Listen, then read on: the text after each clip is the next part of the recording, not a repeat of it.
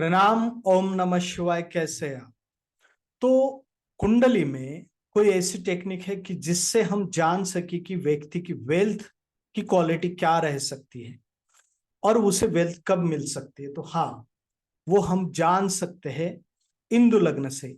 और इंदु लग्न को ही वेल्थ लग्न या धन लग्न भी कहा जाता है।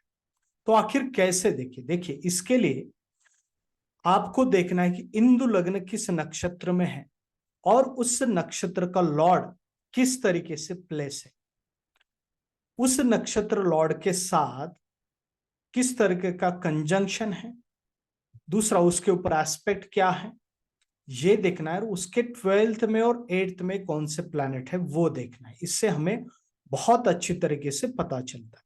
तो इसके एक सारांश रूप में अगर रूल्स देखे जाए तो इंदु लग्न का यानी जो नक्षत्र लॉर्ड है वो अगर स्ट्रांग है, उच्च का है, अच्छे प्लैनेट के साथ है, और खास तौर पर इसका कनेक्शन होना चाहिए जुपिटर, वीनस और राहु के साथ है, तो बहुत अच्छी वेल्थ मिलती है।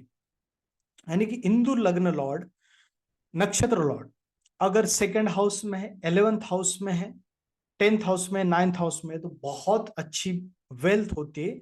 अगर वो उच्च का है तो इससे भी ज्यादा वेल्थ होगी डेफिनेटली।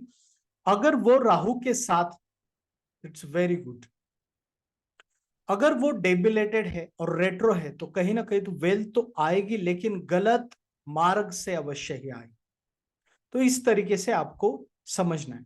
अब ये देखना कैसे? बेसिक्स में जाइए जगन्नाथ होरा में, और वहां पर आप देखेंगे कि इंदु लग्न आता है। श्री लग्न के बाद इंदु लग्न, देखिए यहां पर देखिए उत्तरा फाल्गुनी नक्षत्र में है इंदु लग्न। तो सन को देखना है, सन किस कंडीशन में। देखिए सन is 11th Lord, 10th house में, और 9th लॉर्ड मर्क्यूरी के साथ है, तो इस व्यक्ति को बहुत अच्छी वेल्थ अवश्य ही मिलेगी। क्वालिटी ऑफ वेल्थ भी बहुत अच्छा रहेगा। अब प्रश्न ये आता है कि कब ये वेल्थ मिल सकती है। देखिए इसके लिए आप देखिए कि इंदु लग्न के नक्षत्र लॉर्ड की या नक्षत्र लॉर्ड की जब भी दशा आती है या अंतर दशा आती है, तब व्यक्ति को अवश्य ही पैसा मिलता है। और कंडीशन देखिए तो बहुत, अगर अच्छी कंडीशन है तो बहुत अच्छा पैसा मिलेगा। लेकिन अगर ये नक्षत्र लॉर्ड अगर गलत तरीके से प्लेस है, यानी कि सैटर्न मार्स कंजंक्शन में है, मार्स राहु कंजंक्शन में है, मार्स केतु कंजंक्शन में है, तो वेल्थ में डेफिनेटली प्रॉब्लम्स आते हैं। या उसका प्लेसमेंट सही नहीं है तो भी प्रॉब्लम्स आती है। अगर एग्जाम्पल के तौर पर देखा जाए तो कब वेल्थ मिल सकती है, तो इस व्यक्ति को सन के अंतरा में बहुत अच्छी तरीके से वेल्थ मिली थी।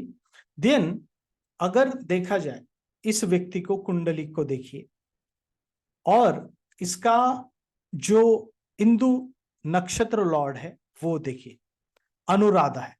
सैटर्न देखिए 10th Lord, 11th Lord, Saturn with Jupiter और वीनस है।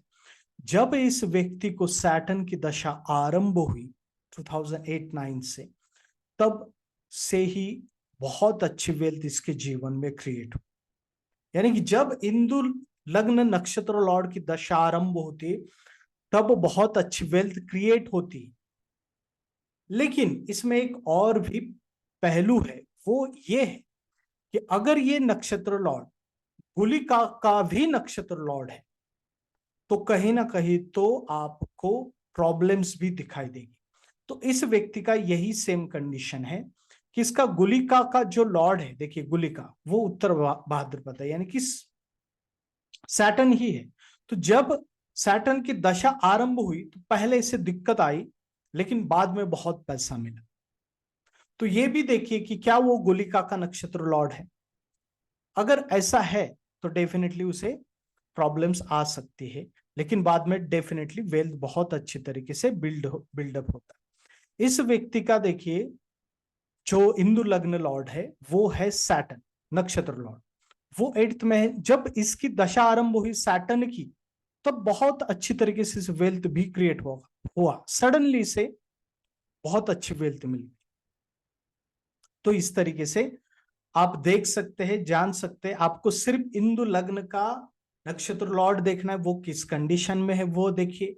फिर ये देखिए कि कब इंदु लग्न नक्षत्र लॉर्ड की दशा आ रही है, उस दशा में बहुत अच्छी वेल्थ क्रिएट होती है। और गड़बड़ कब हो सकती है, जब इंदु नक्षत्र लॉर्ड और गुलिका का नक्षत्र लॉर्ड सेम ही है, तब डेफिनेटली प्रॉब्लम्स होते हैं। या फिर नक्षत्र लॉर्ड गुलिका के साथ है तो प्रॉब्लम्स अवश्य ही देखने को मिलती है।